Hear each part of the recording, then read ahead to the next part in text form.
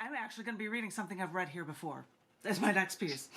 Well, I was thinking that Susan would be here possibly for this, but I had to put this one in because of something that was being discussed in poetry, where there was a Poetry Me Too section, and so I said I have to put this one poem in here, and it is titled Xing Out Lives. I believe I may have read it here once before, and I could just reach up in my library shelf to do this blows my mind, the book Testament, which is what I was discussing earlier with you guys. The Testament is in 4 parts. Second part's about dealing with suicide and depression issues. Third part has poetry reflective of the first book of the Old Testament. And the last section is 3 poems that are reflective of the last book in the New Testament.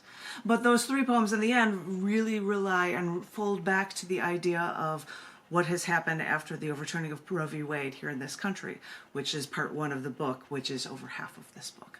And I was reading this like mad before this book came out, and one of the poems in the performance art section, because we had women's issues stuff, appears in this book as well. And this is the one poem I'm going to share with you in this round. And as I had said, David, if you'd like to look for older things, I would love to hear from you. I really would. But this poem, as I said, is titled Xing Out Lives. A male misogynist co-worker, and I'll make the money while she raises my kids in my house kind of guy, knew a woman from out of state in a really abusive relationship after she discovered she was pregnant from a boyfriend who terrified her, refusing to wear a condom, who would say that she was stupid enough to get pregnant. She had to terminate the pregnancy before the boyfriend found out. So this male misogynist co-worker asked if she could stay at our home for a few days while recovering. Of course she could, and of course we would. We welcomed her, gave her whatever space she needed to physically and mentally recover. It broke our hearts when she felt bad that she bled. Don't worry about that. Worry about you. And it broke my heart that me, the stranger, couldn't just wrap my arms around her and tell her everything would be okay. But the one thing we did notice about our male misogynistic coworker is that after he helped her, after he saw what being a male misogynist could do, how it could break a human being so, he began to understand the potential error of his ways. He was changed. And I am woe to say it only came after seeing the culmination of Xing Out Lives that changed him. Whose life is worth Xing out? People ask.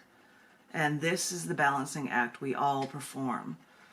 For this one man, maybe the true fear of one woman, her fear of being X'd out by man, meant it was necessary for her to X out something before it became life.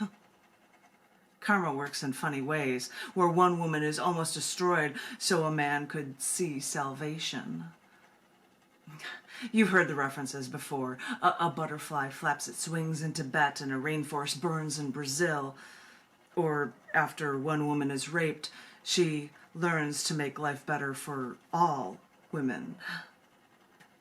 Maybe I saw that here in my no longer misogynistic man, for him to see the light, as it were, and truly understand which lives are really worth saving. Yeah, and where are the poems related to the books of the Bible? In what publication? Oh, they are in, I think I put the book away. Here it is. I have copies on my shelf, and if you didn't get it, if you don't have this book, John, Testament, I don't have it, no. I will send it to you. It would be something you'd be spending $20 on anyway, and I have a copy.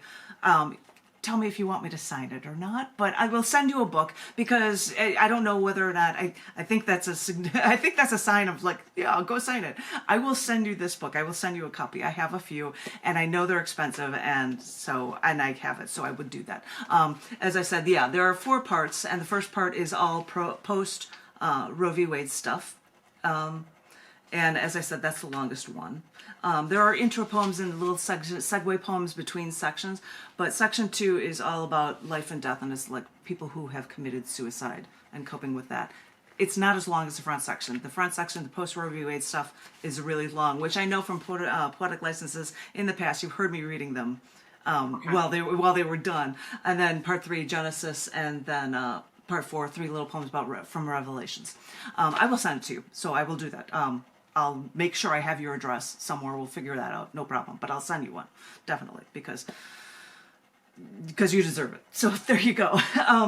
But in the issue of cc&d, not in Testament, but in cc&d, there are pictures of me performing this poem where I was in Hot Springs, Arkansas, one of those lovely repressive states for women's rights, and the woman that was hosting this open mic and worrying so much more about the LGBTQ community and all of the laws that they were passing there.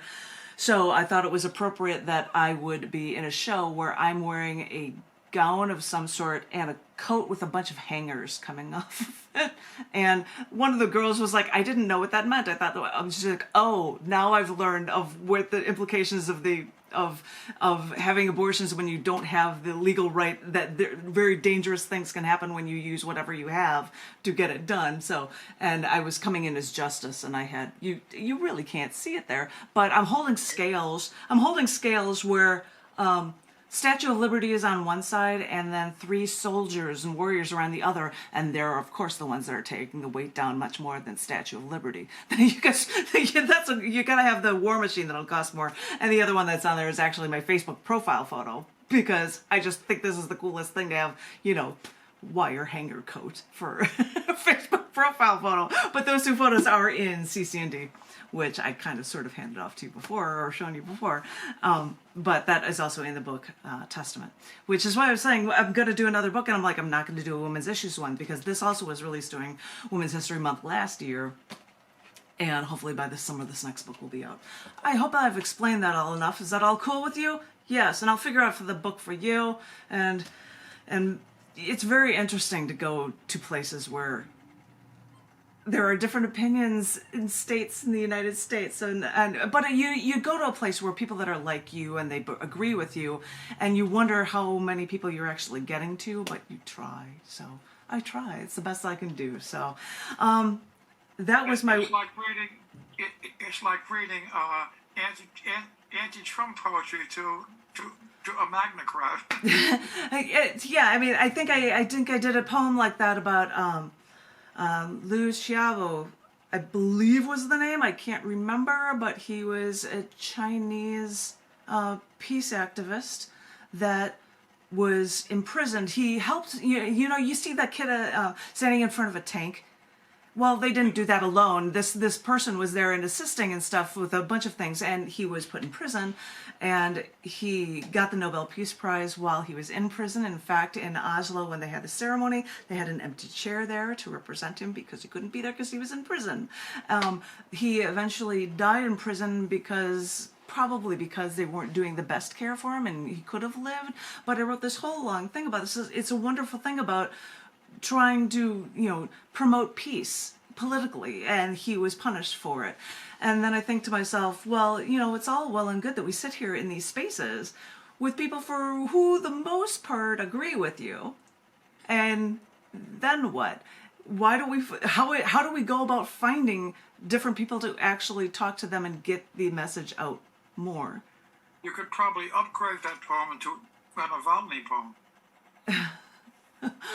I was just thinking, what should I be writing about Russia? And I'm like, I don't know if I have it in me, emotionally. I don't know if I could actually pull that off. But don't even get me.